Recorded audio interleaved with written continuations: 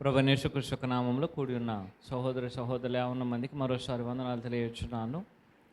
దేవుడు అనుగ్రహించిన సమయంలో మనమందరం కలిసి ఆయన మాటలను చదువుకొని మనలో ఉన్న లోపాలు సరి చేసుకొని మనమందరం ప్రభువు వల్ల ఎదగడానికి ప్రయాసపడతాం. మత్తయి సువార్త 12వ అధ్యాయము 9 నుంచి 13 వచనాలు.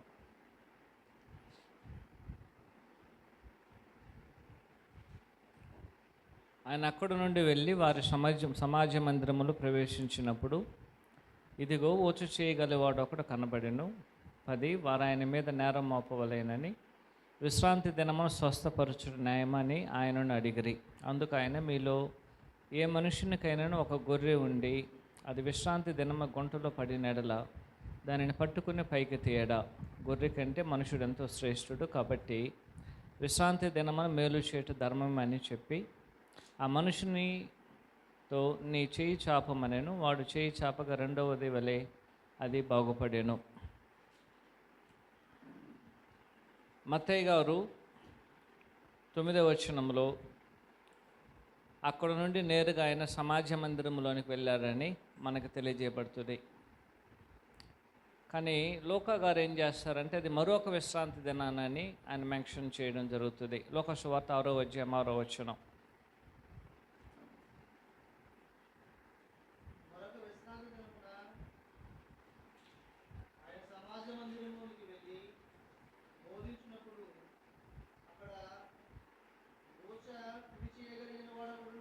చాలా మత్తయి గారు ఏం తెలియజేస్తారంటే, ఇప్పుడు మొదటి 8 వచనాలలో జరిగిన సంఘటన అనంతరం నేరుగా ఆయన సమాజ మందిరంలోని ప్రవేశించినట్లుగా తెలియజేయబడుతుంది. కానీ లూకా గారు మాత్రం ఏం చేస్తారంటే ఇది మరొక విశ్రాంతి దినమని ఆయన పరిచయం చేయడం జరుగుతుంది. ఎలాగైనా సరే యేసుక్రీస్తు వారు అక్కడ నుండి వెళ్ళి సమాజ మందిరంలో ప్రవేశించి అక్కడ బోధిస్తున్నప్పుడు జరిగినటువంటి ఒక సంఘటన ఇది. అయితే 9వ వచనంలో మనకు తెలిసినంతవరకు 8వ వచనంలో వరకు జరిగిన సంఘటన విషయంలో యేసుక్రీస్తు వారు క్లారిటీ ఇచ్చారు.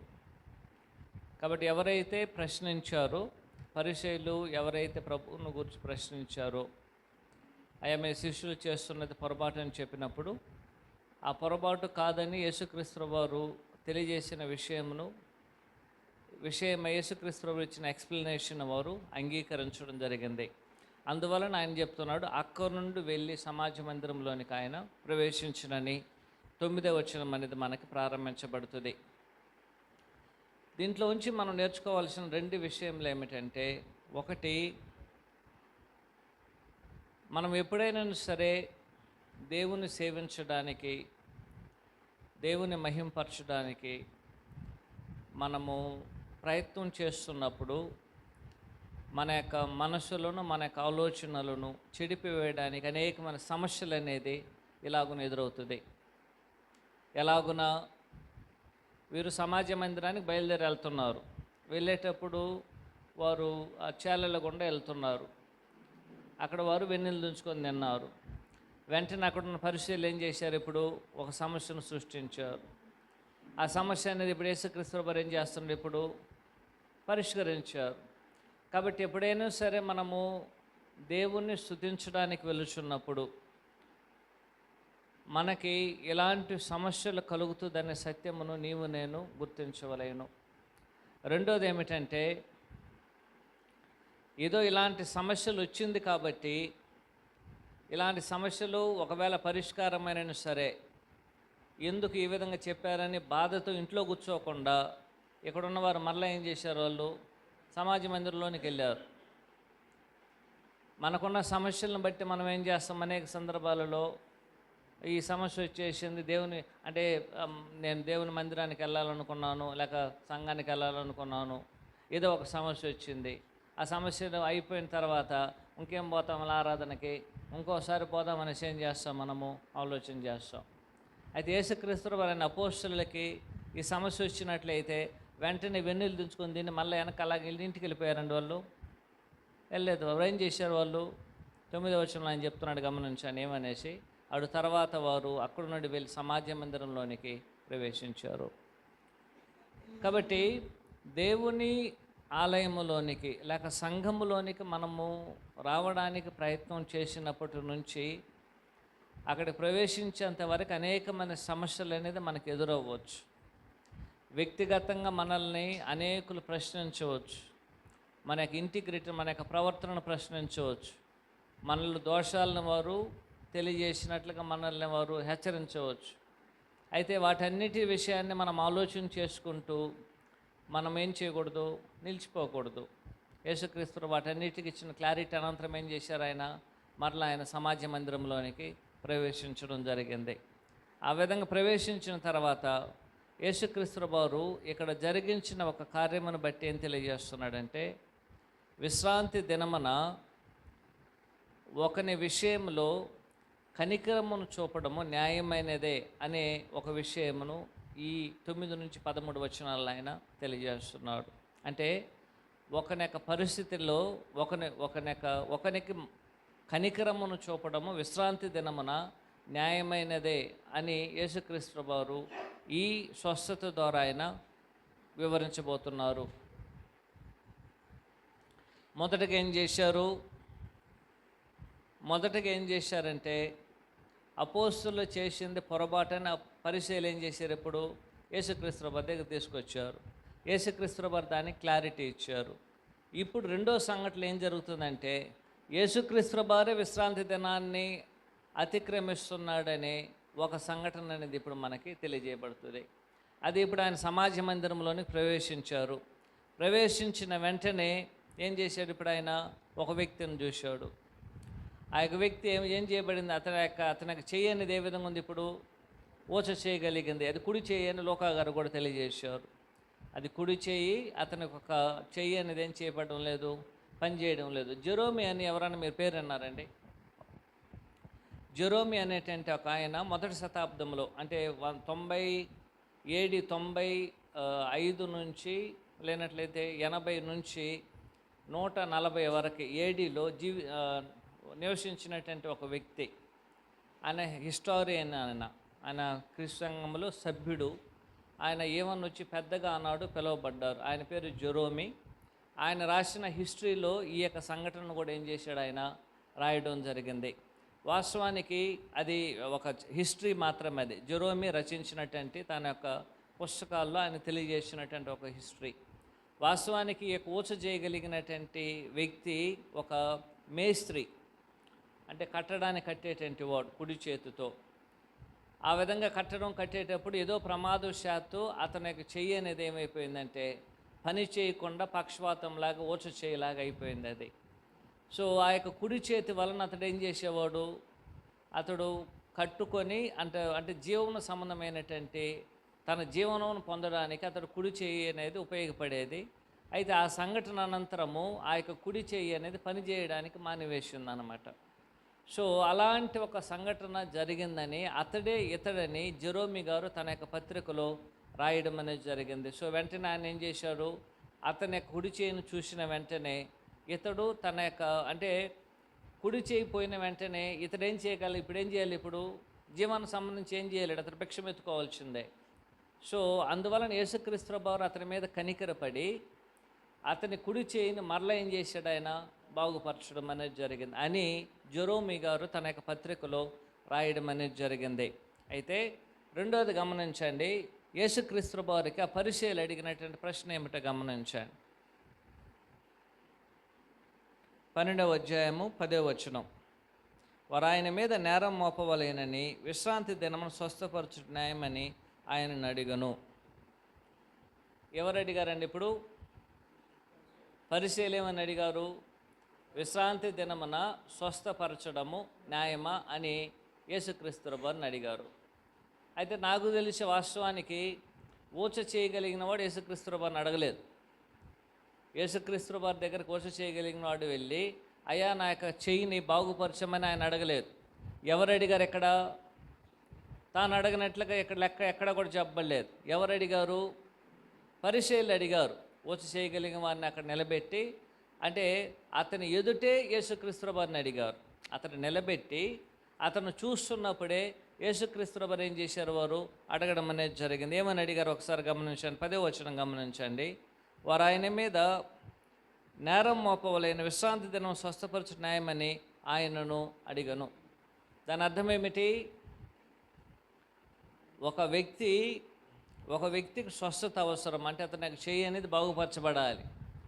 అతని యొక్క చెయ్యి అనేది బాగుపరచబడవలేనంటే ఆ బాగుపరిచేటువంటి ఆ కార్యక్రమం అనేది అంటే అతను స్వస్థపరచడం అనేది విశ్రాంతి దినమున ఒక వ్యక్తి స్వస్థపరచబడ్డము న్యాయమైన సంఘటన అని ఒక ప్రశ్న యేసుక్రీస్తు దగ్గర ఏం చేశారు, వారు అడగడం జరిగింది. అయితే ఆ యొక్క ప్రశ్న ఏ విధంగా ఉంది? 2-3 రకాలుగా మనం ఆలోచన చేయొచ్చు. ఒకటి, విశ్రాంతి దినమున స్వస్థ పొందడం అనేది దేవుని దృష్టిలో న్యాయమైందా? విశ్రాంతి దినమున స్వస్థపరచడము దేవుని యొక్క దృష్టిలో న్యాయమైందా? 2, విశ్రాంతి దినమున ఒక వ్యక్తి స్వస్థపరచబడ్డము అది నిజముగా కనికరము చూపబడేటంటిదా? నిజముగా అది కనికరము చూపడానికి దానికి అర్థమవుతుందా అనే ప్రశ్న అనేది ఏం చేశారు ఇప్పుడు యేసుక్రీస్తు వారి దగ్గర అడిగారు. వెంటనే యేసుక్రీస్తు వారు ఏం చేయలేదు, అతను స్వస్థపరచలా. దానికి ఆయన ఏం చెప్పినట్టండి ఒక మాట గమనించండి. 11-12 వచనాలలో, అందుకని మీలో ఏ మనుషునికైనా గొర్రె ఉండి అది విశ్రాంతి దినం గొంతులో పడినడలా వాటిని పైకి తీయడా, గొర్రె కంటే మనుషుడు ఎంతో శ్రేష్ఠుడు కాబట్టి విశ్రాంతి దినం మేలు చేయటం ధర్మమని చెప్పి యేసుక్రీస్తు వారు ఏం చేశారు? ఇప్పుడు ఆయన ఒక ఉదాహరణ ఇచ్చారు. ఆ ఉదాహరణ ఏమిటి? ఇప్పుడు తెలియజేసిన ఆలోచన ఏమిటంటే, ఒక వ్యక్తికి ఒక గొర్రె ఉన్నది. ఆ గొర్రె అనేది ఇప్పుడు గుంటలో పడిపోయింది. విశ్రాంతి దినం కాబట్టి దానిని గుంటలో పడినటువంటి గొర్రెని మనం తీసినట్లయితే తీయకుండా ఎవరైనా ఉంటారా? అలాగే దాన్ని వదిలేస్తారు విశ్రాంతి దినమని. ఎవరు ఆ పని చేయం. వెంటనే ఒక గొర్రె అనేది గుంటలో పడిపోయిన వెంటనే విశ్రాంతి దినమని చూడకుండా ఏం చేస్తాం, దాన్ని మనము బయటికి తీస్తాం.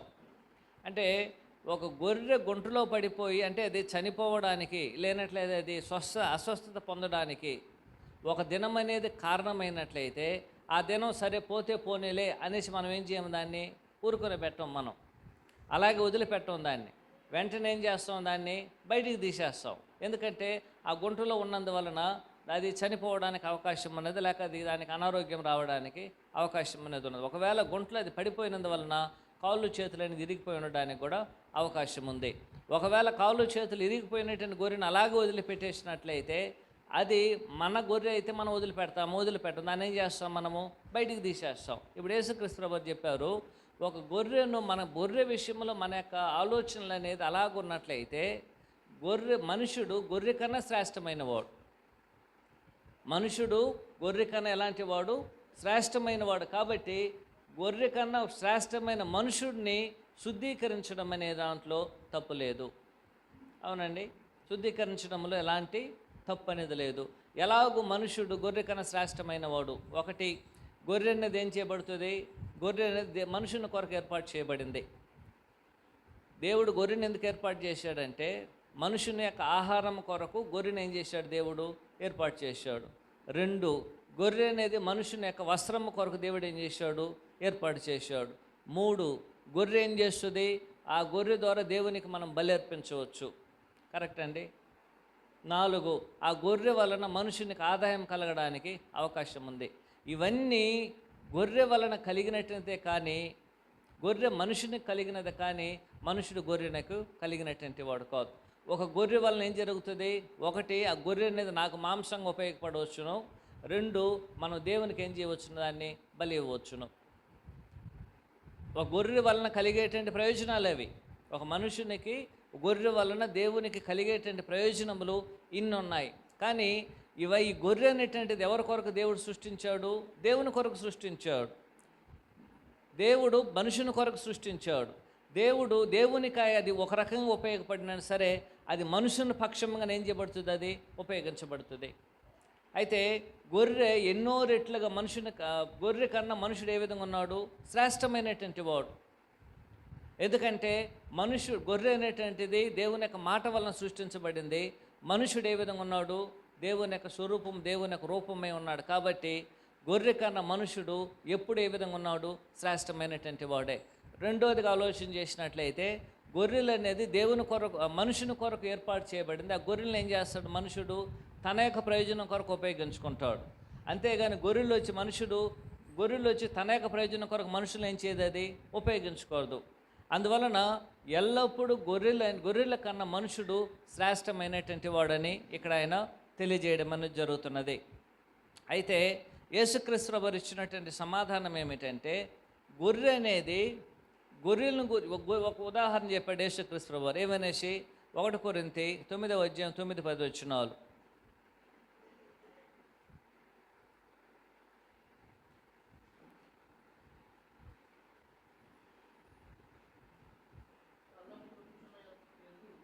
కళ్ళెము తొక్కుచున్న ఎద్దు మూతికి చిక్కం పెట్టవద్దు అని మోషే 10 మోషే ధర్మశాస్త్రం రాయబడి ఉన్నది.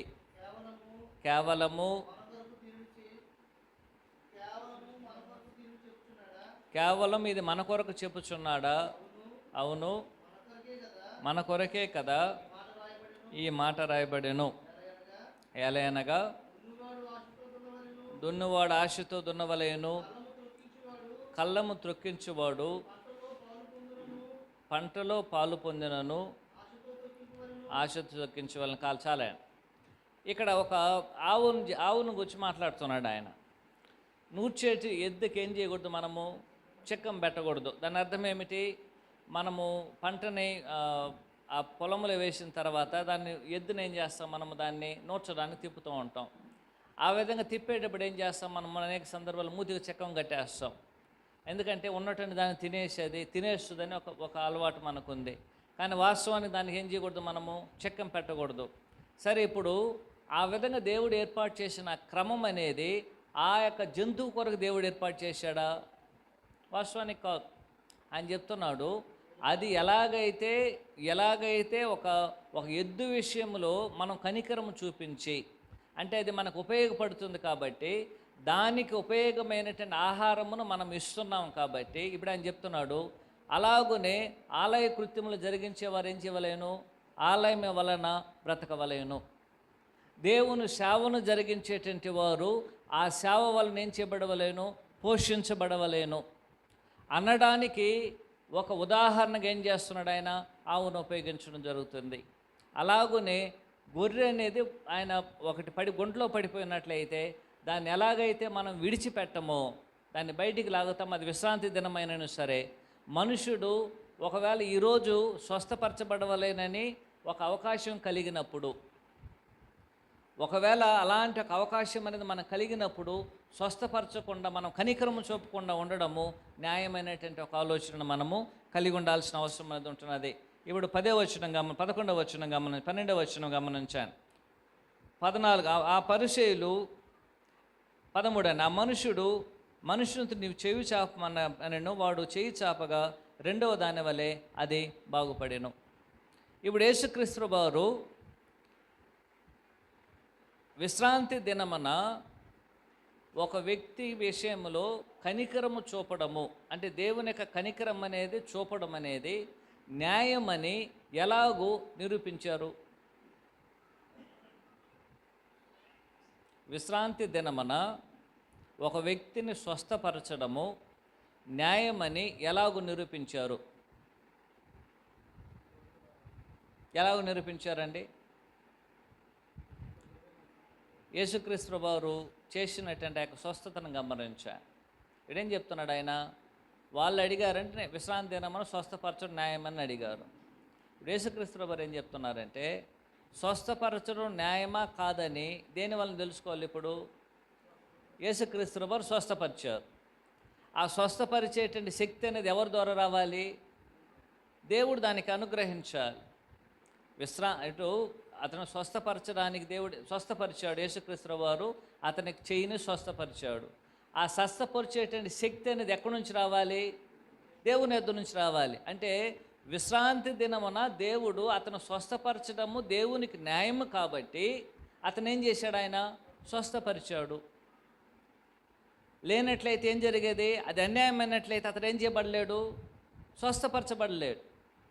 అంటే దేవుని యొక్క శక్తి అనేది ఒక వ్యక్తిని బాగుపరచవలేనంటే అది ఎక్కడి నుంచి రావాలి? దేవుని యొద్ద నుంచి రావాలి. ఒకవేళ విశ్రాంతి దినమున స్వస్థపరచడము అన్యాయమైనట్లయితే ఎలాగున దేవుని యొక్క శక్తి అనేది విశ్రాంతి దినమున అతన్ని స్వస్థపరిచింది. కాబట్టి దేవుని యొక్క దృష్టిలో అది ఏ విధంగా ఉన్నది? అది న్యాయంగా ఉన్నదని యేసుక్రీస్తు వారు అతన్ని ఏం చేశాడు? స్వస్థపరచడం అనేది జరిగింది. కాబట్టి ఆ విధంగా స్వస్థపరచడం అనేది న్యాయమైన ఫలితమని ఆనాడు వారు ఏం చేసుకున్నారు? తెలుసుకున్నారు. నేను చెప్పే పాయింట్ మీకు అర్థం కాలేదు, అర్థమైంది. సో యేసుక్రీస్తు వారు స్వస్థపరిచినదే దేవుని యొక్క దృష్టిలో న్యాయము కనికరమును చూపడానికి ఆయన ప్రయత్నం చేస్తున్నాడని వారికి నిరూపించడం జరిగింది. ఎప్పుడైతే యేసుక్రీస్తు వారు ఈ కార్యమును చేశారో, ఎప్పుడైతే ఈ కార్యక్రమాన్ని ఆయన చేయడం అనేది జరిగిందో, వారు ఏం చేశారు? ఇప్పుడు యేసుక్రీస్తు వారు నేరం మోపాలనుకున్నారు. యేసుక్రీస్తు వారు ఏం చేశారు? వారి యొక్క తలంపులను ఎరిగి వారికి విరోధంగా ఏం చేశాడు? ఆయన ఆ కార్యక్రమాన్ని జరిగించారు. మనమందరం కూడా ఏ విధంగా ఉన్నాము? ఇలాంటి ఊచ చేయగలిగిన వాని వలె ఉన్నాం. మనమందరం అదే విధంగా ఉన్నాం. మనమందరం ఏ విధంగా ఉన్నామండి? స్వాభావికంగా మనమందరము ఒక చెయ్యి లేనటువంటి వారుగానే ఉన్నాం. ఆ ఒక చెయ్యి అనేది ఇతరులకు సహాయం చేసే చెయ్యి. ఆ సహాయం చేయకుండా మన చేతులన్నీ కూడా ఏ విధంగా ఉన్నాయి? ఊచబడిపోయి ఉన్నది. ఎవరికి కనికరము చూపడానికి, ఎవరికి సహాయం చేయడానికి మన చేతు అనేది ఏం చేయబడడం లేదు? రావడం లేదు. ఇలాగే ఊచబడిపోయింది. స్వాభావికమైనటువంటి మన జీవితాలు అలాంటివి. మన జీవితాలు అనేది ఈ ఊచ చేయగలిగినటువంటి వాని జీవితం లాంటిది. చేయి ఉన్నది కానీ దానివల్ల ఏం లేదు? ఉపయోగం లేదు. మనకు 2 చేతులు ఉన్నది కానీ ఒక చేతితో సహాయం చేయలేనటువంటి పరిస్థితి. ఇతరులకు మనం కనికరం చూపడానికి లేనటువంటి పరిస్థితి. యేసుక్రీస్తు వారు వచ్చేంతవరకు లోకంలో ఉన్న జీవితాలన్నీ కూడా అలాగే ఉన్నది. యేసుక్రీస్తు వారు ఏం చేశారు? భూమి మీదకి వచ్చారు. భూమి మీదకి వచ్చి ఏం చేసేటప్పుడు ఇప్పుడు ఆయన ఆ ఊచ చేయగలిగిన వాడిని ఎలాగైతే స్వస్థపరిచాడో అలాగనే మనకి జీవితంలో అన్నిటిని ఏం చేశాడు? ఆయన మనకు పురికొల్పడం జరిగింది. అందరికి సహాయం చేయమని ఆయన తెలియజేయడం అనేది జరిగింది. ఆ విధంగా మనము యేసుక్రీస్తు వారి ద్వారా స్వస్థపరచబడవలేనంటే మనం చేయాల్సిన పని ఏమిటి? నిజంగా మనం స్వస్థపరచబడినట్లయితే మనం చేసేటువంటి పని ఏమిటి? ఆ చెయ్యిని చాపమని చెప్పాడు ఆయన. కరెక్ట్ అండి. ఇతరులకు మనం సహాయం చేయడం. నిజముగా మనం స్వస్థపరచబడి ఉన్నట్లయితే యేసుక్రీస్తు వారి ద్వారా మనం ఇతరులకు ఏం చేస్తాం? మనము మన చేతిలో, కుడి చేతిలో లేక ఏ చేతిలోనో సత్క్రియలు చేస్తాం. సత్క్రియలు చేయడానికి మన జీవితంలో యేసుక్రీస్తు వారు ఏం చేశారు? బాగుపరిచారు. అయితే స్వాభావికంగా మనమందరం ఏ విధంగా ఉన్నాము? ఊచ చేయగలిగిన వారిగా ఉన్నాము. అయితే యేసుక్రీస్తు వారు వచ్చారు, మన చేతులను ఏం చేశాడు? ఆయన బాగుపరిచారు. అయితే బాగుపరిచారు అనడానికి రుజువు ఏమిటంటే అతని యొక్క చేతిని ఏం చేయమన్నాడు? చెప్పాడు ఆయన చాపమని చెప్పాడు. మనము కూడా దానికి రుజువుగా మన చేతిలో ఉన్న సహాయం ఏం చేయాలి? ఇతరులకు మనము చేయాల్సిన అవసరం అనేది ఉంటున్నది.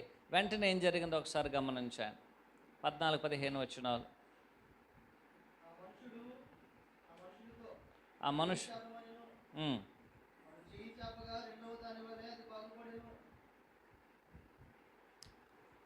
రెండో దాని వల్ల అది బాగుపడడం జరిగింది. అటు తర్వాత ఏం జరిగింది గమనించి 14-15 వచనాలు. అంతటా పరిచయులు వెలుపలకు పోయి ఆయనను ఎలాగూ సంహరింతుమా అని ఆయనకు విరోధముగా ఆలోచన చేసిరి. యేసు ఆ సంగతి తెలుసుకొని అక్కడ నుండి వెళ్ళిపోయాను. బహుజనులు ఆయన వెంబడించగా వారు ఆయనందరిని స్వస్థపరిచి తన్ను ప్రసిద్ధి చేయవద్దని వారికి ఆజ్ఞాపించెను. 2 విషయాలు గమనించారు.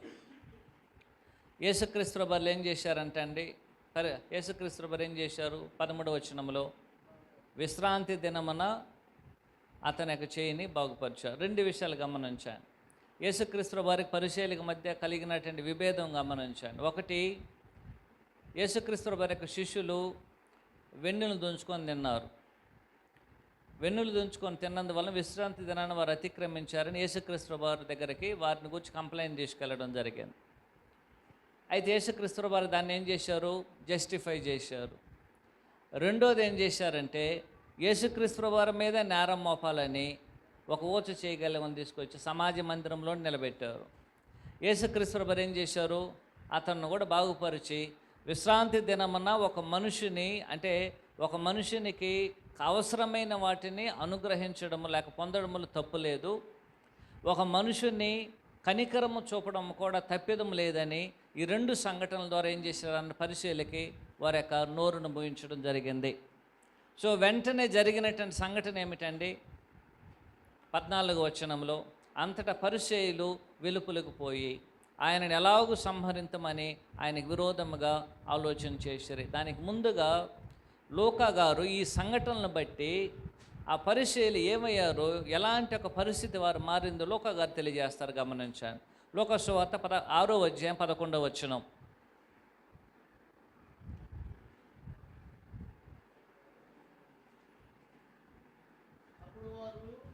అప్పుడు వారు వెర్రి కోపముతో నిండుకొని యేసును ఏమి చేయదమని ఒకరితో ఒకడు మాట్లాడుకొనిరి. ఎందుకు వారు వెర్రి కోపం వచ్చిందండి? ఒకటి, ఆయన విశ్రాంతి దినాన్ని అతిక్రమించాడని వారు భావించారు. 2, విశ్రాంతి దినమున ఆయన అద్భుతం చేశాడని చేశారు. వారు అద్భుతం చేసినందువల్ల విశ్రాంతి దినాన్ని అతిక్రమించాడని వారు ఆలోచన చేశారు. 3వది ఏమిటంటే, యేసుక్రీస్తు ప్రభువు ఏం చెప్పారు? విశ్రాంతి దినానికి నేనే ప్రభు అని చెప్పాడు. విశ్రాంతి దినానికి ఏమని చెప్పాడండి ఆయన? ఆయనే ప్రభు అని. దాని అర్థం ఏమిటి? విశ్రాంతి దినాన్ని మార్చడానికి, ఏదైనా చేర్చడానికి, దాన్ని తీసివేయడానికి, దేనికైనా సరే దానికి అధికారం ఉందని చెప్పాడు ఆయన తెలియజేయడం జరిగింది. ఇది వారికి ఏం చేసింది? ఇప్పుడు వారికి కోపాన్ని పుట్టించింది. మరలా ఏమిటంటే, ఇవన్నిటి చేయడం ద్వారా అనేక మంది మనుషులు ఏం చేశారు? ఆయన అట్రాక్షన్ చేసుకుంటున్నారు, యేసుక్రీస్తు ప్రభువు వైపు తిరిగారు. ఇవన్నీ పరిచర్యలకు ఏం చేయలేకపోయింది. ఇప్పుడు వాటన్నిటిని వారు భరించలేని పరిస్థితి. వారు భరించలేకుండా ఏం చేశారంటే, లూకా 6:11 ప్రకారము, అప్పుడు వారు వెర్రి కోపముతో నిండుకొని. ఎలాంటి కోపం అండి అది? వెర్రి కోపము. యెహోను గురించి మీరు అందరూ ఎరిగొన్నారు. యెహూ మీకు అందరికీ తెలుసు కదా, రాజైన యెహూ ఇశ్రాయేలు రాజు. అతని యొక్క తోలకం అనేది, గుర్రములు తోలేటువంటి వాడు ఏ విధంగా తోలుతాడంటే వెర్రి తోలకము తోలుతాడంట. దాని అర్థం ఏమిటి? అతని యొక్క తోలకాన్ని చూసినటువంటి వారు ఎవరైనా సరే ఆ విధంగా తోలలేరు. అంటే అంత అంత అలాంటి ఒక భయంకరమైనటువంటి పరిస్థితి, అంత స్పీడ్గా వస్తాడు అతడు. వీరికి ఉన్నటువంటి కోపం అనేది అలాంటి ఒక కోపం. అది ఎలాంటి కోపం? అది యేసుక్రీస్తు వారిని సంహరించాలనే ఒక కోపం. ఇది చిన్న కోపం కాదు. అది కారణం ఏమిటంటే, పరిసయ్యులు ఇప్పటివరకు ప్రజల మధ్య ఏం చేశారు? ఒక విశ్రాంతి దినానికి ఎలాగ ఆచరించవలేనో, ఏనిని ఆచరించకూడదో, ఎలాగ ఉండవలేనని వారందరిని మబ్బు పెట్టి ఉన్నారు. కానీ యేసుక్రీస్తు వారు వచ్చి ఏం చేశారు? అయ్యా, మీరు చేసేదంతా పొరపాటు, మీరు సరిగా విశ్రాంతి దినాన్ని అర్థం చేసుకోలేదు. విశ్రాంతి దినాన్ని అర్థం చేసుకోవడము, విశ్రాంతి దినాన్ని ఆచరించడం అనేది ఇలాగుండవలేనని 2 ఉదాహరణల ద్వారా ఏం చేశాడు? ఆయన వారికి తెలియజేశాడు. ఒకటేమిటి అంటే, విశ్రాంతి దినమున ఆహారం నిమిత్తము, ఆహారం కొరకు మనము పంట చేనుల బట్టి మనము దాన్ని తీసుకొని తినడంలో తప్పు లేదని చెప్పారు. 2వది, యేసుక్రీస్తు ప్రభువు ఏం చెప్పారు? విశ్రాంతి దినమున కనికరాన్ని దేవుడు కోరుకుంటున్నాడు. కానీ మనము ఇతరుల మీద మనము కనికరం లేని వారుగా ఉండకూడదు. అందువలన ఇతరులకు అవసరమైన వాటిని మనం అనుగ్రహించాలి. 2వది అని చెప్పాడు, ఇతరులు వచ్చి అనారోగ్యం ఉన్నప్పుడు వారికి కావలసిన సహాయతను మనం అనుగ్రహించడమే నిజంగా విశ్రాంతి దినాన్ని అనుసరించడమని ఇశ్రాయేలీల ప్రజలకు యేసుక్రీస్తు ప్రభువు ఏం చేశారు? తెలియజేసి ఒక మాదిరిని ఇచ్చారు. ఇది వారికి ఏం తెలిసింది? ఇప్పుడు మనుషుల మధ్యలో వారు క్రియేట్ చేసిన వారి యొక్క స్టేటస్ని అది దిగజార్చింది. అందువలన వారు ఏం చేశారు? ఇప్పుడు ఒక్కసారిగా కోపపడడం అనేది జరిగింది. వెర్రి కోపమును వారు తెచ్చుకున్నారు. ఆ విధంగా తెచ్చుకున్నటువంటి వారు ఏం చేశారంటే, ఈ యొక్క యూదులు ఎవరెవరు ఇక్కడ ఉండడానికి అవకాశం ఉంది, ఈ యొక్క పరిచర్యలు ఎవరెవరికి ఉండడానికి అవకాశం ఉందంటే, ఒకటి, అక్కడ కపెర్నహూములో లోకల్ కాంగ్రిగేషన్, లోకల్లో ఉన్నటువంటి సమాజ మందిరంలో ఉన్న పరిచర్యలు ఉండొచ్చును. 2వది, లూకా గారు ఏం చెప్తున్నారంటే, యెరూషలేము నుండి కొంతమంది పరిచర్యలు వచ్చారు. లూకా 5వ అధ్యాయం 17వ వచనం.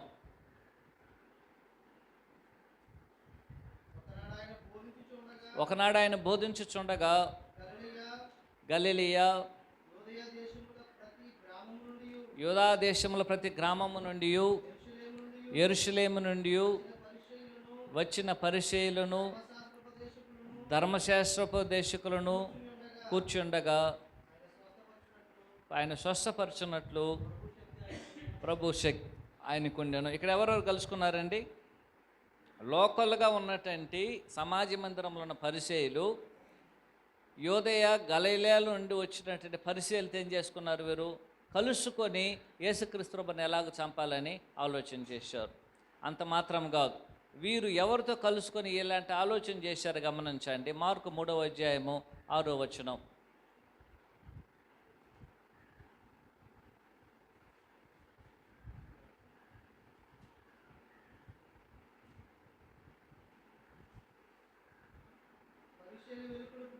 పరిసయ్యులు వెలుపలకు పోయి వెంటనే హేరోదీయులతో కలుసుకొని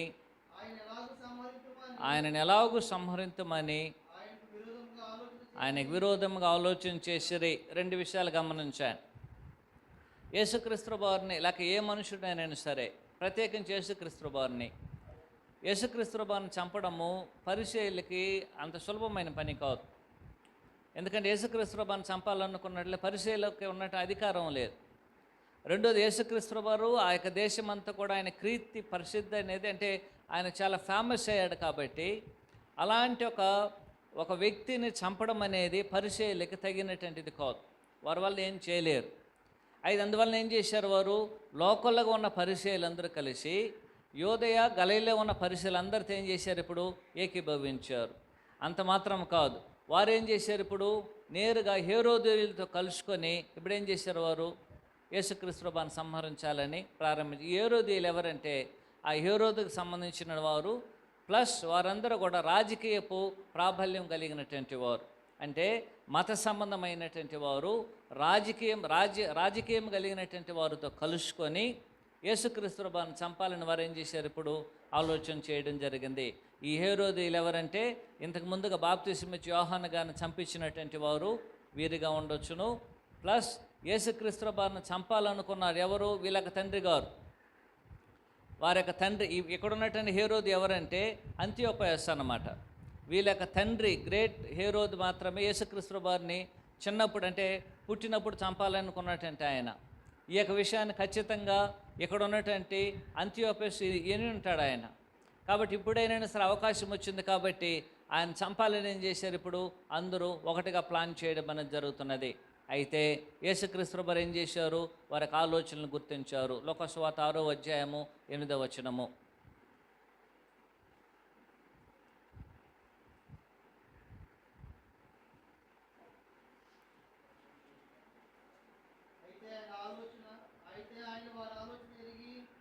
అయితే ఆయన వారి ఆలోచనలు ఎరిగి ఓచ చేయగలిగిన వానితో నీవు లేచి మధ్య నిలువమని చెప్పగా వాడు నిలిచాను. కాబట్టి వారి యొక్క ఆలోచనలు యేసుక్రీస్తు ప్రభువు ఏం చేస్తున్నాడు? ఎరుగుతున్నాడు. ఇప్పుడు మత్తయి 12వ అధ్యాయం 15వ వచనం. యేసు ఆ సంగతిని తెలుసుకొని అచ్చటి నుండి వెళ్ళిపోయిన బహుజన సమూహములు ఆయనను వెంబడింపగా, యేసుక్రీస్తు ప్రభువు విశ్రాంతి దినమున ఆయన చేసిన కార్యములను నమ్మి, అంటే యేసుక్రీస్తు ప్రభువు చేసినటువంటిది న్యాయమని గుర్తించి యేసుక్రీస్తు ప్రభువుని ఏం చేశారు? అనేకులు వెంబడించడం జరిగింది. అద్భుతములు అనేది దేని కొరకు అనుగ్రహించబడింది? ఒక కారణము. అద్భుతములు అనేది ఆనాడు ఇవ్వబడడానికి ఒక కారణం ఏమిటంటే, అది ఆది కాండం నుంచి ఎప్పుడైనా సరే ఒక కారణం ఏమిటంటే దేవుడు సాక్ష్యం ఇవ్వడము. దేవుడు సాక్ష్యం ఇవ్వడానికి అద్భుతములు అనేది అనుగ్రహించబడింది. దేవుని యొక్క సాక్ష్యం అది. దేవుడు మనుషులకు ఇచ్చేటువంటి సాక్ష్యం అనేది అద్భుతములు చేయడం. ఉదాహరణకి మన మోషే గారిని తీసుకోండి. మోషే గారు ఏం చేశారు? మోషే గారు నేరుగా వెళ్ళి ఉన్నట్లయితే ఇశ్రాయేలీయులు ఆయన్ని నమ్మేటువంటి వారు కాదు. అయితే ఆయన ఏం చేశాడు? అయ్యా నేను వెళ్ళినట్లయితే వారు ఎవరు నమ్మరు, కాబట్టి ఏదైనా ఒక అద్భుతం నువ్వు నాకు తెలియజేసినట్లయితే దానిని చూసి నేను చెబుతాను, దానిని బట్టి దేవుడు నాకు సాక్ష్యం ఇచ్చాడని వారు నమ్ముతారన్నప్పుడు, అలాగే దేవుడు ఏం చేశాడు? మోషే గారికి 2 అద్భుతములు చేసే శక్తినిచ్చాడు. ఒకటి, ఆయనకు చేయిని పెట్టుకున్నట్లయితే చేయి అనేది కుష్ఠరోగం వల్లే మారడము. రెండోది కర్రను కింద వేసినట్లయితే అది పాముగా మారడము. ఈ రెండు అద్భుతములు ఏం చేశాడు ఆయన? నేరుగా ఇశ్రాయేల్ దగ్గరికి వెళ్ళి అద్భుతములు చేసినప్పుడు వారందరూ మోషే ఏం చేశారు? వాళ్ళు విశ్వాసం ఉంచారు. ఇప్పుడు యేసుక్రీస్తు వారు ఆయన ఆ విశ్రాంతి దినమును చేసినది న్యాయం అనడానికి దేవుడు ఏం చేశాడు? వారికి అతని యొక్క ఊచ చేయని బాగుపరచడం జరిగింది. అంటే దేవుడు అక్కడ సాక్ష్యం ఇచ్చాడు. అంటే వారి యొక్క పరిస్థితిని, అంటే యేసుక్రీస్తు వారు చేసిన స్వస్థతను దేవుడు అంగీకరిస్తున్నాడని ఆ యొక్క అద్భుతం అనేది ఏం చేసింది? వారికి అక్కడున్న ప్రజలందరికీ అది తెలియజేసింది. అందువలన అనేక మంది ఏం చేశారు? యేసుక్రీస్తు వారిని అనుసరించారు. మత్తయి సువార్త 12వ అధ్యాయము 15వ వచనం. యేసు ఆ సంగతి తెలుసుకొని అచ్చడి నుండి వెళ్ళిపోయాను. బహుజనులు ఆయనను వెంబడించగా. బహుజనులు ఏం చేశారు? యేసుక్రీస్తు వారిని వెంబడించారు. ఎందుకు యేసుక్రీస్తు వారు వెళ్ళిపోయారండి? ఎక్కడి నుంచి వెళ్ళిపోయారు? ఆయన సమాజ మందిరం నుంచి వెళ్ళిపోయారు. ఎందుకు సమాజ మందిరం నుంచి యేసుక్రీస్తు వారు వెళ్ళిపోవాలి? రెండు కారణాలు. ఒకటి, ఇంకొన ఆయన సమయం రాలేదు కాబట్టి ఆయన వెళ్ళిపోయారు. యోహాను సువార్త 2:4.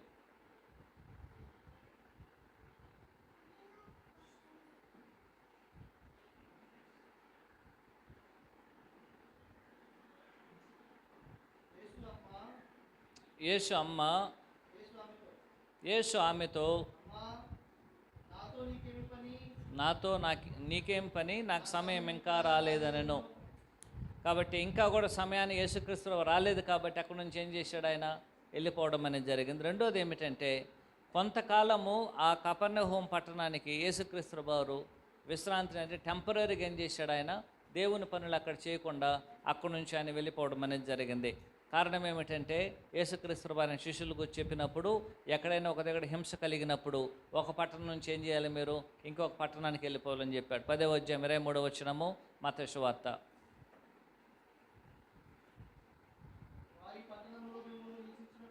వారు మేము పట్టణంలో హింసించినప్పుడు మరి ఒక పట్టణమునకు పారిపోవడు చాలే. కాబట్టి యేసుక్రీస్తు వారు ఇచ్చిన అదే ఒక డిసిప్లిన్ని తానే ఫాలో చేస్తున్నాడు.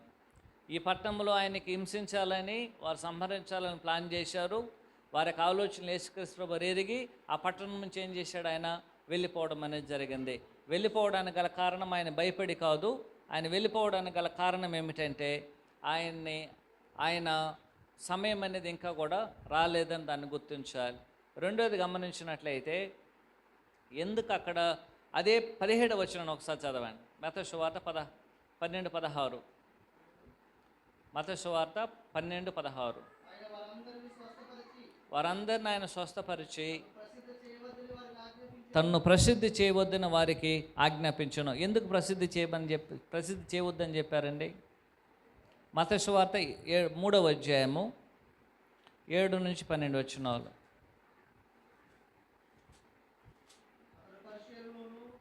అతడు పరిసయ్యులలోను సద్దుకయ్యులలోను అనేకులు బాప్తిసం పొందుట వచ్చుట చూచి, సర్ప సంతానమా, మార్కు సువార్త 3వ అధ్యాయము 7 నుంచి 12.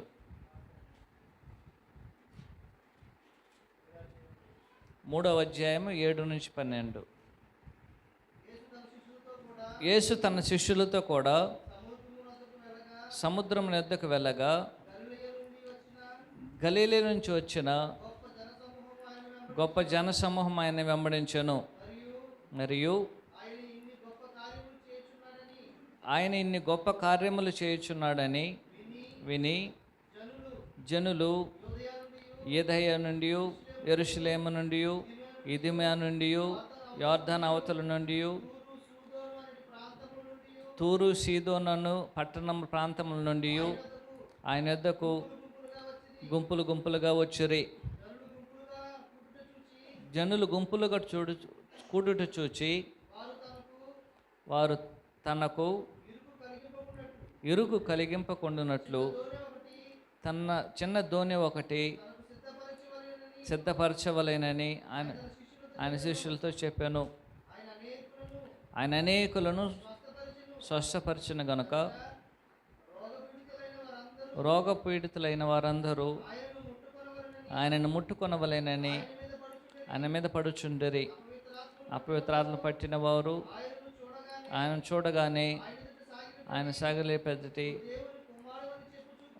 నీవు దేవుని కుమారుడు అని చెప్పి కేకలు వేశాను. తను ప్రసిద్ధి చేయవద్దని వారికి ఖండితముగా ఆజ్ఞాపించిన ఒకే ఒక కారణము, యేసుక్రీస్తు వారి యొక్క సమయం అనేది ఇంకా కూడా రాలేదు కాబట్టి ఆయన ప్రసిద్ధి చేయవద్దని తెలియజేయడం జరిగింది. మత్తయి సువార్త 12వ అధ్యాయము 17 నుంచి 21 వచనాలు.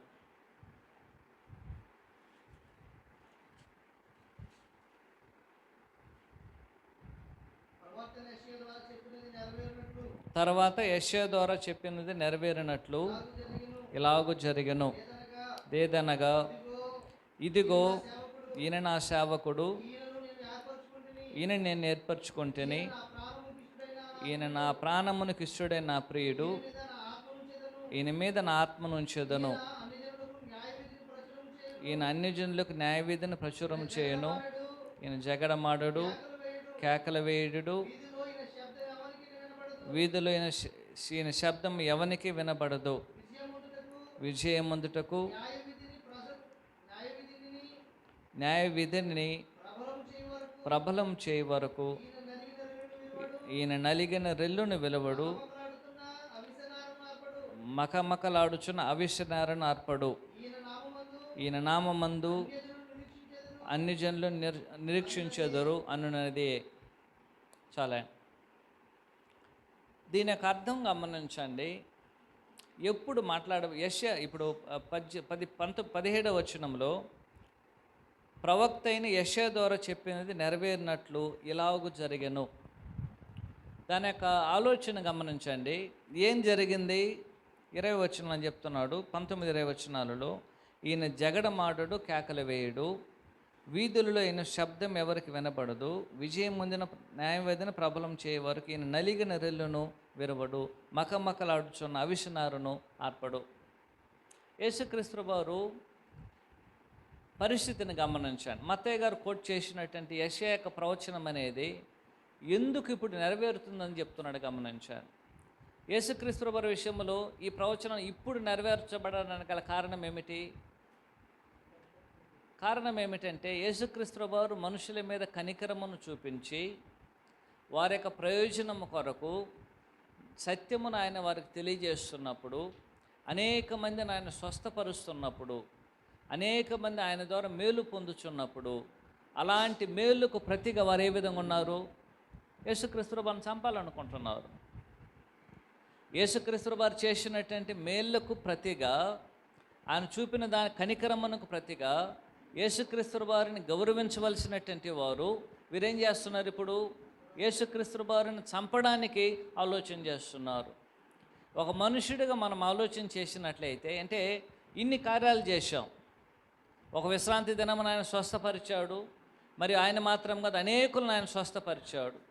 ఇంతగా స్వస్థపరిచినను ఇన్ని మంచి కార్యక్రమాలు జరిగించిన తర్వాత కూడా యేసుక్రీస్తు వారు ఏం చేయాలనుకుంటున్నారు? చంపాలనుకుంటున్నారు.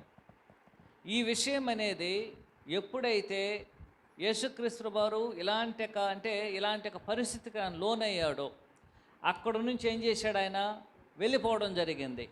ఆ వెళ్ళిపోయినటువంటి సంఘటనను ఇప్పుడు పరిశుద్ధాత్ముడు ఏం చేస్తున్నాడంటే, యెషయా గారు యేసుక్రీస్తు వారిని గురించి నెరవేర్చవలసినటువంటి ఒక ప్రవచనాన్ని ఏం చేస్తున్నాడు? ఆయన తీసుకొని ఇక్కడ తెలియజేయడం అనేది జరుగుతున్నది.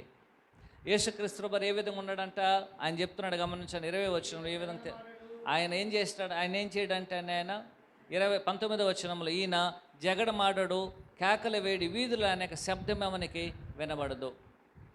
ఏ విధంగా ఉన్నాడైతే ఆయన అనేకులు ఆయన చంపాలని వస్తున్నారు. అనేక మంది ఆయన మీద వెర్రి కోపంతో నిండుకున్నారు.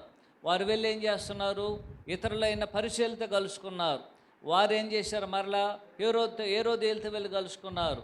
వారెవరు? వాళ్ళు పొలిటికల్గా స్ట్రాంగ్ అయినటువంటి వారు. వీరందరూ మతపరంగా స్ట్రాంగ్ అయినటువంటి వారు. పొలిటికల్, మతము రెండు కలుసుకొని యేసుక్రీస్తు వారిని ఏం చేయాలనుకుంటున్నారు? ఆయన గౌరవించడానికి బదులుగా ఆయన చంపాలని ఏం చేస్తున్నారు? వారు ఆలోచన చేస్తున్నారు. అయితే దేవుడు యేసుక్రీస్తు వారికి వచ్చిన ప్రవచనాన్ని తెలియజేసి, అయ్యా మీరు అనుకుంటున్నట్లాగా యేసుక్రీస్తు వారు ఈ విధంగా చేయడానికి గల కారణం ఏమిటంటే, ఆయన చెప్పే ఒకే ఒక విషయం ఏమిటంటే, యెషయా గారు చెప్తున్నారు, ఆయన దేవుడు ఏర్పరచుకున్నటువంటి సేవకుడు. ఆయన ఏం చెప్తున్నాడు? 18వ వచనము, మత్తయి సువార్త 12వ అధ్యాయంలో, ఇదిగో ఈయన నా సేవకుడు. ఎవరిని గురించి తెలియజేస్తున్నారు? దేవుడు యేసుక్రీస్తు వారిని గురించి తెలియజేస్తున్నాడు. యేసుక్రీస్తు వారు దేవునికి ఏమై ఉన్నాడు? సేవకుడుగా ఉన్నాడు. ఆయన చెప్తున్నాడయ్యా, ఇదిగో ఈయనే నా సేవకుడు. ఎవరైనా? యేసుక్రీస్తు వారు నా సేవకుడు, ఈయనని నేను ఏర్పరచుకున్నాను, ఆయన నాకు ప్రాణమునకు ఇష్టమైన వాడు, మరియు ఆయన నాకు ప్రియమైనటువంటి వాడు.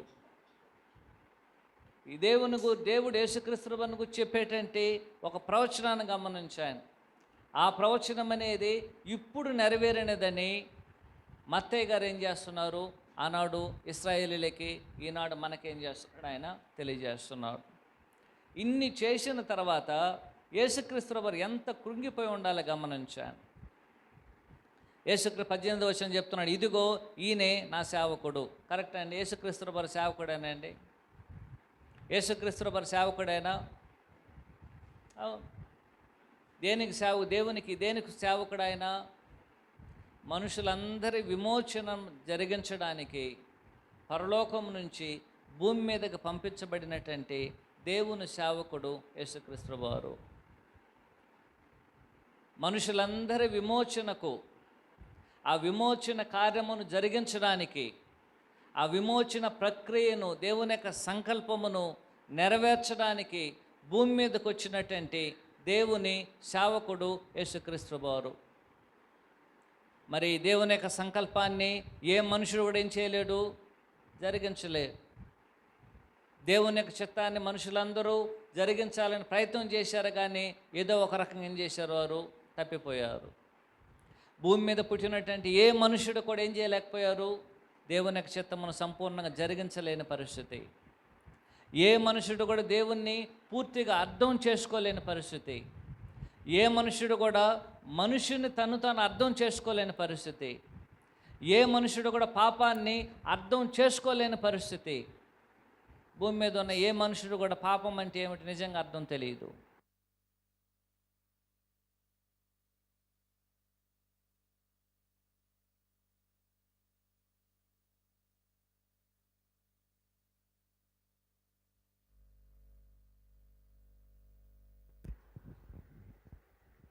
హలో.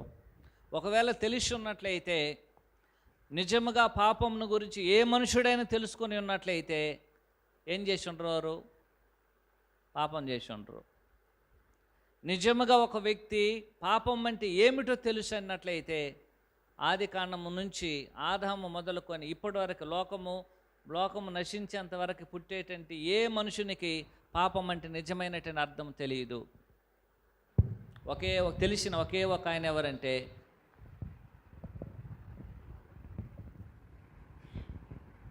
తెలిసిన ఒకే ఒక ఆయన యేసుక్రీస్తు వారు. అందుకే ఆయన పాపం చేయలేదు.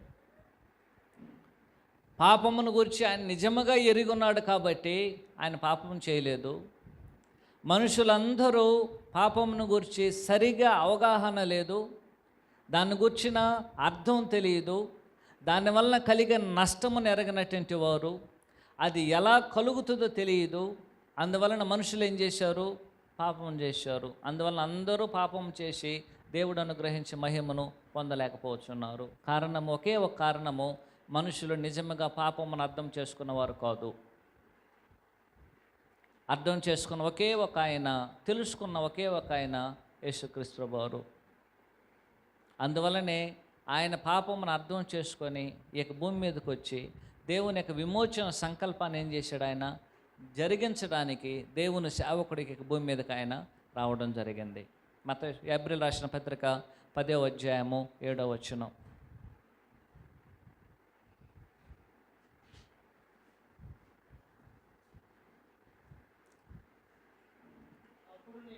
అప్పుడు నేను గ్రంథపు చుట్టలో నన్ను గూర్చి రాయబడిన ప్రకారము దేవాన్ని చిత్తము నెరవేర్చుటకు ఇదిగో నేను వచ్చి ఉన్నాను.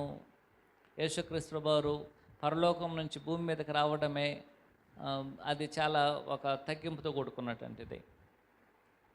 పరలోకం నుంచి భూమి మీదకి రావడమే ఎంత తగ్గింపు.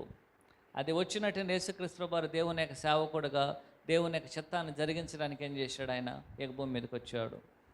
ఆ విమోచన సంకల్పమును యేసుక్రీస్తు వారు ఏం చేశారు? నెరవేర్చారు. ఆ విధంగా నెరవేర్చవలేనంటే ప్రతి మనుషునికి ఆ విమోచన సంకల్పాన్ని నెరవేర్చడానికి ప్రతి మనుషునికి అవసరమైంది ఏంటంటే విధేయత, తగ్గింపు అవసరం. ఆ తగ్గింపు యేసుక్రీస్తు వారికి లేదు వాస్తవానికి. ఎందుకంటే ఆయన ఎవరికి తగ్గించుకోవాల్సిన అవసరం లేదు పరలోకంలో. అందువలన భూమి మీదకి వచ్చిన తర్వాత ఆయన ఏం చేశాడు? ఆయన విధేయతను వచ్చినట్టు అవసరం ఏర్పడింది. విధేయతను ఏం చేశాడు? ఆయన నేర్చుకున్నాడు. హెబ్రీ 5:8 ఆయన అనేకమైన శ్రమల ద్వారా ఏం చేశాడు? ఆయన విధేయతను దేవుడు ఆయనకి నేర్పించాడు. అలాగని విమోచన సంకల్పాన్ని ఏం చేయాలి? ఆయన తీసుకెళ్ళాలి. అలాంటి ఒక తగ్గింపు అనేది మనుషునికి రావాలేనంటే, విధేయత రావాలేనంటే అది శ్రమల మూలం మాత్రమే జరుగుతుంది. పరలోకంలో శ్రమలు లేదు. అందువలన ఆయనకి అది అవసరం లేదు. ప్రేమతో జరిగేటువంటి కార్యక్రమాలు అవన్నీ అక్కడ పరలోకంలో. ఇక్కడ మనుషుడు ఏం చేయబడాలి? ప్రతి వాటిని నేర్చుకోవాలి. మనుషుడు నేర్చుకోవడానికి ఇష్టపడినటువంటి వాడు, మనుషుడు తాను తగ్గించుకోవడానికి ఇష్టపడినటువంటి వాడు, మనుషునికి విధేయత అంటే అవసరం లేదు. తాను ఎప్పుడు తలగా ఉండాలనుకుంటాడు, హెచ్చుగా ఉండాలనుకుంటాడు, కానీ తాను తగ్గించుకోవాలనే మనసు లేనటువంటి వాడు. అలాంటి మనసు లేనివాడు ఎలాగూ దేవుని యొక్క చిత్తమును సంపూర్ణంగా భూమి మీదకి తీసుకెళ్ళగలరు? ఎలాగున రక్షణ సంకల్పం, విమోచన సంకల్పమును ఇక భూమి మీద కొనసాగించగలరు? జరగదు అది. ఎందుకంటే తగ్గింపు లేకపోయినట్లయితే, విధేయత లేనట్లయితే సిలువ మరణం పొందలేము. ఎందుకంటే సిలువ మరణం అనేది హీనమైనటువంటి మరణము, శాపగ్రస్తమైన మరణం. అది అంత సిలువ మరణం పొందడం అనేది ఎంతో తగ్గింపు అవసరం. అనేకులు సిలువ వేయబడ్డారు, లేదని చెప్పడం లేదు. కానీ ఎవరు కూడా వారి యొక్క తగ్గింపును బట్టి సిలువ వేయబడిన వారు కాదు. వారి యొక్క అవిధేయతను బట్టి సిలువ వేయబడ్డారు. వారు చేసిన పాపాలను బట్టి సిలువ వేయబడ్డారు. యేసుక్రీస్తు వారు ఒకటి పాపం లేనివాడుగా ఉండాలి, రెండోది ఆయన తగ్గించుకునేవాడుగా ఉండాలి. ఇవి రెండు ఒకరిలో మిళితం అవ్వాలంటే అది మనుషుల వలన అయ్యేటువంటిది కాదు. అందువలన యేసుక్రీస్తు వారు పరలోకం నుంచి దేవుని యొక్క చిత్తాన్ని, విమోచన సంకల్పాన్ని నెరవేర్చడానికి ఇక భూమి మీదకి వచ్చిన దేవుని యొక్క సేవకుడుగా యేసుక్రీస్తు వారు ఇక భూమి మీద ఉండడం అనేది జరిగింది. రెండోది, యేసుక్రీస్తు వారిని దేవుడు ఏం చేశారు? ఎన్నుకున్నారు.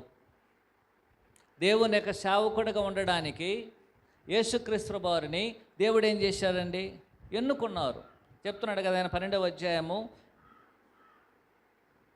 18వ వచనంలో, ఈయనను నేను ఏర్పరచుకుంటేని. యేసుక్రీస్తు వారిని దేవుడు ఏం చేశారంట? ఏర్పరచుకున్నాడు. ఎప్పుడు ఏర్పరచుకున్నాడు? ఆయన జగత్ పునాది వేయబడక మునిపే ప్రేమ చేత ఆయన క్రీస్తులు ఏం చేశాడు? మనల్ని ఏర్పరచుకున్నాడు.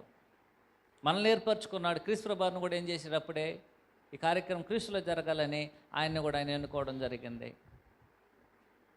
89వ కీర్తన 19వ వచనంలో ఎక్కడి నుంచి యేసుక్రీస్తు ఏర్పరచబడవలేన గమనించాను. అప్పుడు నీవు దర్శనమును నీ భక్తులతో ఇట్లు సెలవిచ్చి ఉంటివి, నేను ఒక సూర్యుని సహాయం చేస్తున్నాను, ప్రజల నుండి ఏర్పరచబడిన ఒకరిని నేను హెచ్చించి ఉన్నాను. అది ఎవరిని గురించి మాట్లాడబడిందండి? యేసుక్రీస్తు వారిని గురించి. యేసుక్రీస్తు వారిని ఎన్నుకొనవలేనంటే ఆయన ప్రజల్లో ఉంచి ఏం చేయాలి? ఆయన్ని ఎన్నుకోవాలి. కాబట్టి యేసుక్రీస్తు వారు ఎవరనేది యెషయా ప్రవక్త గారు ఏం చేశారు? తెలియజేశారు. యెషయా 42వ అధ్యాయం ఆ యొక్క ప్రవచనం అని చెప్పబడినటువంటిది. 42 మొదటి 4 వచనాలు. కాబట్టి మొదటగా యేసుక్రీస్తు వారిని కూర్చున్న ప్రవచనం అనేది ఈ సందర్భంలో ఏది నెరవేరిందంటే, అలాగున చేయబడినటువంటి ఒక ఆయన దేవుని వలన, దేవుని యొక్క సేవకుడు. రెండోది ఆయన చెప్తున్నాడు, దేవుని వలన ఎన్నుకోబడినటువంటి ఆయన. ఆ ఎన్నుకోవడం కూడా ఎక్కడి నుంచి ఎన్నుకున్నాడండి? ఆయన్ని ప్రజల్లో నుంచి ఆయన్ని ఎన్నుకోవడం అనేది జరిగింది. ఎఫెసీ 1:4 జగత్పునాది వేయబడ్డక మునిపే అనేసి అక్కడ గ్రంథం అనేది మనకి తేటగా తెలియజేస్తుంది. మూడోది గమనించండి, యేసుక్రీస్తు వారు దేవునికి ప్రియమైనటువంటి వాడు. యేసుక్రీస్తు వారు ఎలాంటి వాడు అని దేవునికి దేవునికి ప్రియమైనటువంటి వాడు 12వ అధ్యాయం 16వ వచనంలో, ఇదిగో ఈయన నా సేవకుడు, ఈయనని ఏర్పరచుకుంటేనే, ఈయన నా ప్రాణమును కిష్టుడైన ప్రియుడు. దేవునికి ఎలాంటి వాడు అంటే యేసుక్రీస్తు వారు ఇష్టమైనటువంటి వాడు, ప్రియమైనటువంటి వాడు. యోహాను సువార్త 1వ అధ్యాయము 18వ వచనం,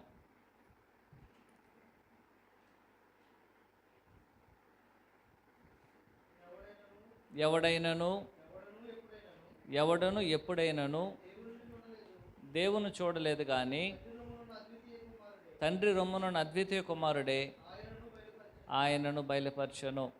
యేసుక్రీస్తు వారు దేవునికి ఎంత ఇష్టమైన వాడండి.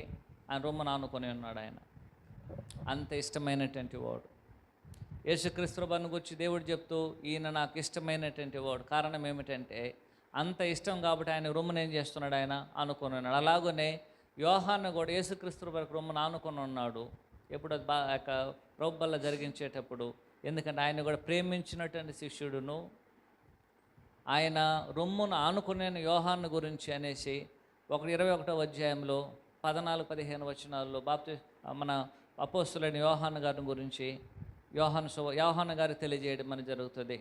అయితే యేసుక్రీస్తు వారు ఇష్టమైన వాడని దేవుడే ఆయన గురించి ఏం చేశాడు, సాక్ష్యం ఇచ్చాడు. మత్తయి సువార్త 3వ అధ్యాయము 17వ వచనము, మత్తయి సువార్త 17వ అధ్యాయము 5వ వచనం.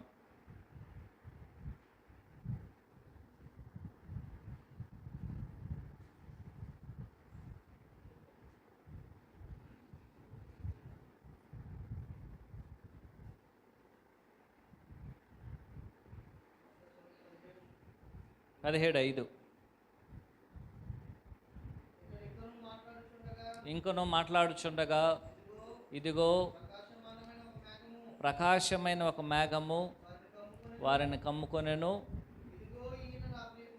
ఈయన నా ప్రియకుమారుడు, ఈయనందు నేను ఆనందించున్నాను గనుక ఈ మాటను వినుడి.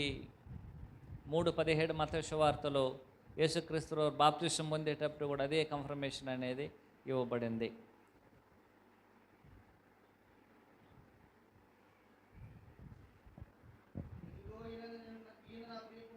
ఈయన నా ప్రియకుమారుడు, ఈయనందు నేను ఆనందించున్నానని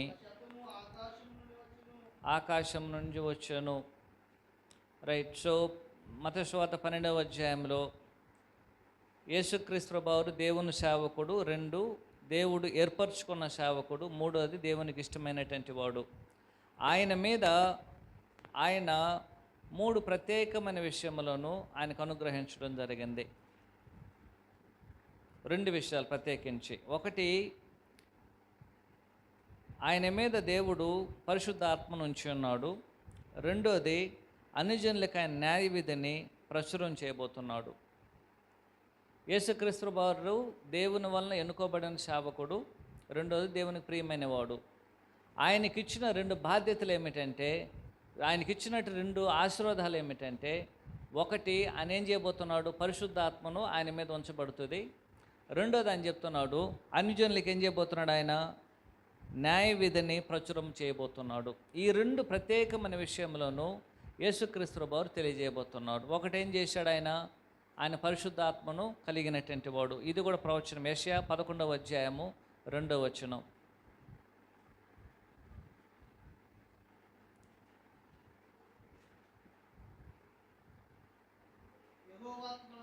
యెహోవా ఆత్మ జ్ఞాన వివేకములకు ఆధారముగా ఆత్మ,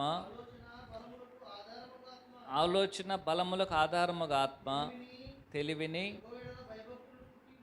తెలివిని యెహోవా ఎడల భయభక్తులను పుట్టించు, అతని మీద నిలుచును. 3, యెహోవా భయము అతనికి ఇంపైన సువాసనగా ఉండును. చాలే. ఈ ప్రవచనం అనేది యేసుక్రీస్తు వారి విషయంలో నెరవేరిందని నీవు నేను గుర్తించాల్సిన అవసరం అనేది ఉంటున్నది. హెబ్రీయులకు రాసిన పత్రిక 1వ అధ్యాయము 9వ వచనం.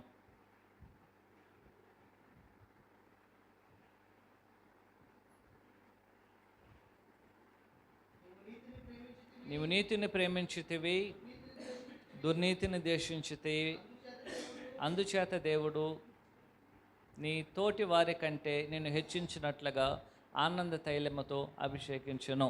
అభిషేకం ఏమిటంటే యోహాను సువార్త 3వ అధ్యాయం 34వ వచనములో, ఎలయనగా దేవుడు తాను పంపిన వాని కొలత లేకుండా ఆత్మను అనుగ్రహించిన గనుక ఆయన దేవుని మాటలే పలుకును. కాబట్టి యేసుక్రీస్తు వారు ఒకటి యెషయా ప్రవక్త ప్రకారము దేవుని సేవకుడు, రెండోది ఆయన ఎన్నుకోబడిన సేవకుడు, మూడోది వచ్చి దేవునికి ఇష్టమైనటువంటి వాడు.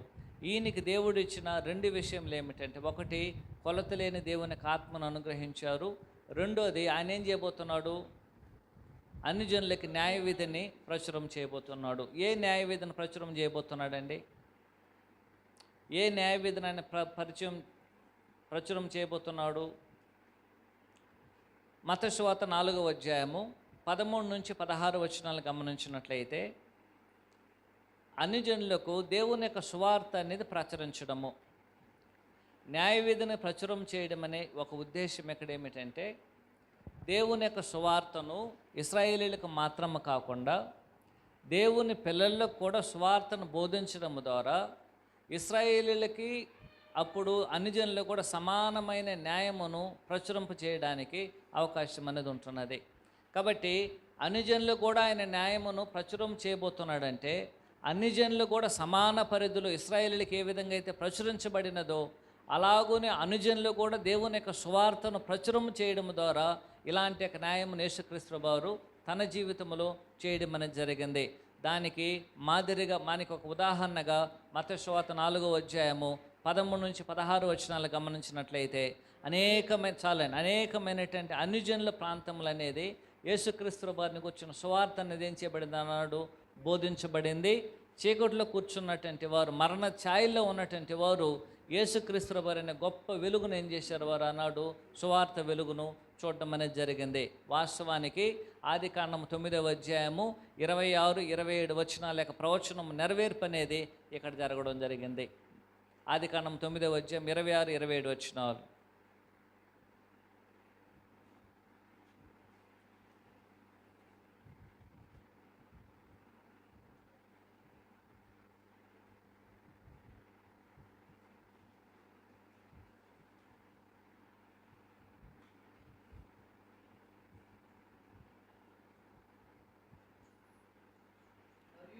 మరియు అతడు షేము దేవుడిని యెహోవా స్తుతించబడును గాక, కనాను అతనికి దాసుడగును.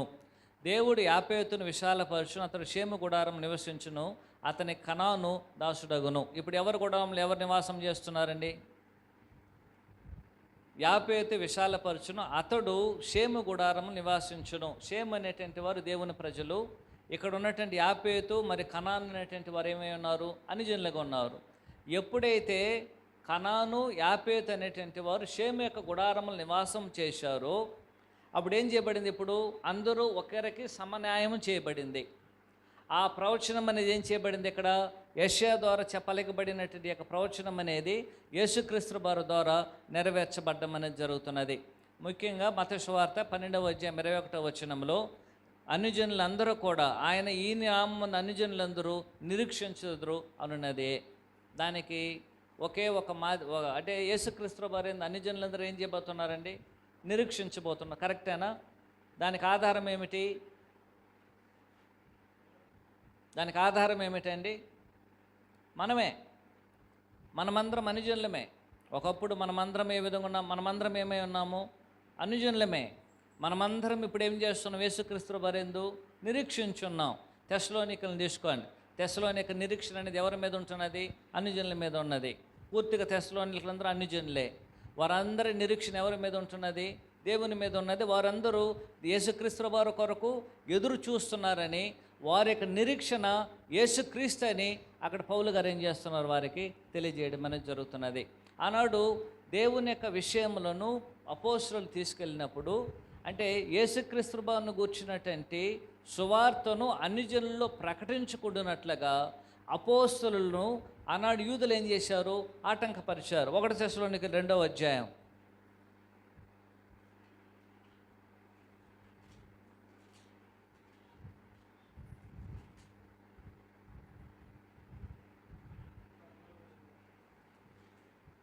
15-16 వచనాలు చదవండి, ఏం పర్వాలేదు.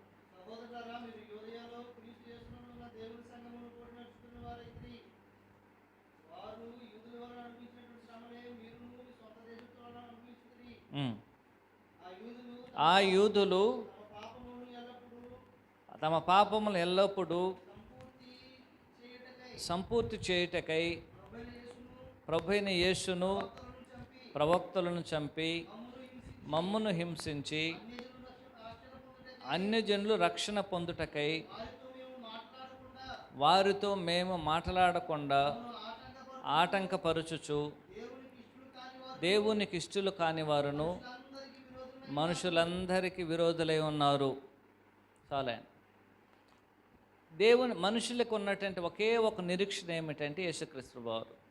మనుషులందరికీ, అది అనుజనులైనా ఉన్నాయి, యూదులైనా ఉన్నాయి. నిరీక్షణ అనేది ఆనాడు యూదులకు ఉన్నటువంటి నిరీక్షణ. అది వారి యొక్క నిరీక్షణ ఏమిటి? గ్రంథం అనేది రెండుగా విభజించవచ్చు. బైబిల్ని మనము రెండుగా విభజించవచ్చు. నేను ఆల్రెడీ మీకు చెప్పాను అనుకుంటున్నాను, నేను చెప్తున్నాను. బైబిల్ అనేది రెండు భాగాలకు విభజించబడుతుంది.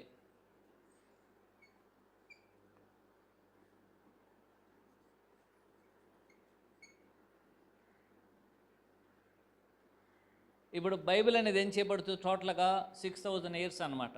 ఇప్పటివరకే 6000 ప్లస్ మనం కలుపుతుంది. ఇప్పుడు యేసుక్రీస్తు వారు వచ్చేంతవరకు ఎంతకాలం? ఇది 4,000 సంవత్సరాలు.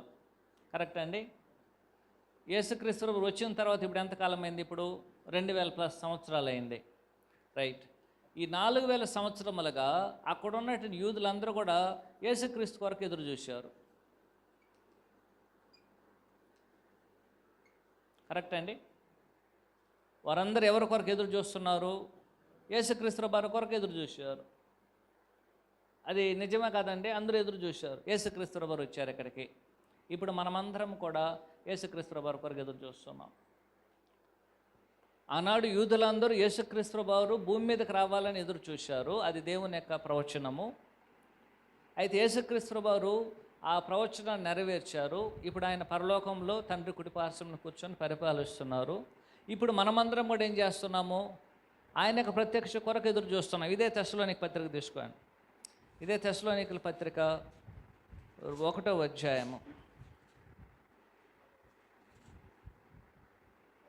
9-10 వచనాలు. మీ యొద్ద మాకెట్టి ప్రవేశం కలిగను, అక్కడ జనులు మమ్మను గూర్చి తెలియజెప్పుచున్నారు. మరియు మీరు విగ్రహములను విడిచిపెట్టి జీవము కలిగిన వాడును సత్యవంతుడునగు దేవునికి దాసులగుటకును దేవుడు మృతుల్లోండి లేపిన యేసు అనగా రాబో ఉగ్రత నుండి మనలను తప్పించున్న ఆయన కుమారుడైన యేసు పరలోకం నుండి వచ్చునని ఎదురు చూచుటకును మీరు దేవుని వైపుకి ఎలాగో తిరుగుతారో ఆ సంగతిని వారు తిరిగి చెప్పుచున్నారు. మన యొక్క నిరీక్షణ కూడా ఏమిటండి? యేసుక్రీస్తు వారి కొరకు మనము ఎదురు చూడడమే. ఆనాడు ఇశ్రాయేలీలు ఏ విధంగా అయితే యేసుక్రీస్తు వారి కొరకు ఎదురు చూశారో, ఆయన వచ్చారు, ఆయన 33.5 సంవత్సరాలు జీవించారు, మరలా పరలోకానికి ఆయన ఆరోహణమై తండ్రి కుడి పార్శ్వమున ఉన్నాడు. ఇప్పుడు క్రైస్తువులకు నిరీక్షణ ఏమిటి? ఆయన కొరకు మనం అందరం నిరీక్షణ కలిగే లోకంలో జీవిస్తున్నాం. మన యొక్క నిరీక్షణ ఎవరై ఉన్నారు? యేసుక్రీస్తు వారే. కాబట్టి బైబిల్ అనేది యేసుక్రీస్తు వారిని బట్టి డివైడ్ చేయబడింది. అందువలన మొదటగా యేసుక్రీస్తు వారి కొరకు వారు ఎదురు చూశారు. అది తెలియజేసేది పాత నిబంధన.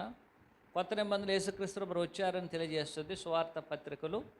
అటు తర్వాత అపోస్తుల కార్యము నుంచి యేసుక్రీస్తు వారి కొరకు వారందరూ ఏం చేస్తున్నారు? వాళ్ళు ఎదురు చూస్తూనే ఉన్నారు. మనం కూడా అదే చేస్తున్నాం. మన యొక్క నిరీక్షణ కూడా యేసుక్రీస్తు వారే ఉన్నారనే సత్యమును నీవు నేను జ్ఞాపకం చేసుకోవాల్సిన అవసరం అది ఉంటున్నది. మనందరి యొక్క ఆలోచనలు అదిగానే ఉండవలేను.